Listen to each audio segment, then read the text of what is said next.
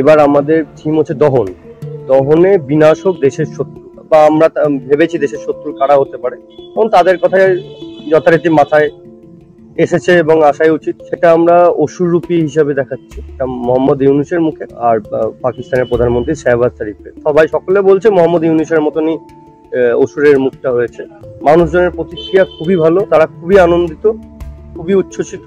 তারা এই দুজনকে এইভাবেই দেখতে চায়। যখন কোনো দেশের কেউ রাজা বা মন্ত্রী হয়, সে তো প্রজাদের উপর সেইভাবে তো নিষ্ঠুর আচরণ করতে পারে না।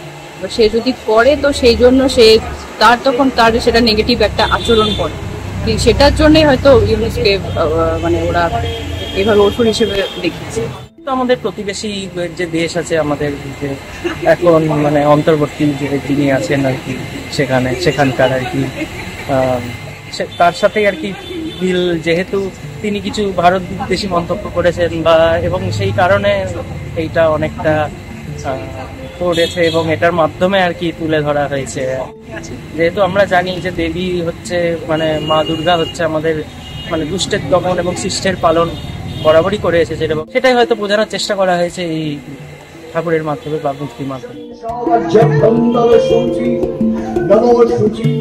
প্রতিবেশীদের বাংলাদেশ, বাংলাদেশে প্রচুর হিন্দু মানুষ থাকেন আর এখন কমে গেছে, সংখ্যায় অনেক কমে গেছে। তাদের যতটুকু নিরাপত্তার প্রয়োজন তিনি সেই নিরাপত্তাটুকু দেন না। উনি যে কার্যকলাপগুলো করছেন, ওনার নিজ বুদ্ধি সম্পন্ন মানুষ, একটা বুদ্ধি সম্পন্ন মানুষ, এই কার্যকলাপ ওনার কাছ থেকে কেউ আশা করে না। তো সেই অবস্থা থেকে উনি ওই খারাপ কার্যকলাপগুলোকে প্রশ্রয় দিচ্ছেন আর তার বিরুদ্ধে আমরা প্রতিবাদ জানানোর জন্য এই থিমটা আমরা নিয়ে। আমাদের মোদী যে আমাদের বন্ধু ভাবতো ডোনাল্ড ট্রাম্প, সেটা যে বন্ধু বিশ্বাসঘাতকতা করেছে মোদীর ওপরে, আমাদের ভারতবর্ষের ওপরে, সেটার জন্য আমরা একটা অসুরের সমতুল্য ওকে দিয়েছি। তাই ওকে একটা অসুর রূপে আমরা বিয়ে করেছি। আর লোক সেরকম আশেপাশের লোক চারিদিক থেকে আসছে, ভালোই আমরা সাড়া পেয়েছি।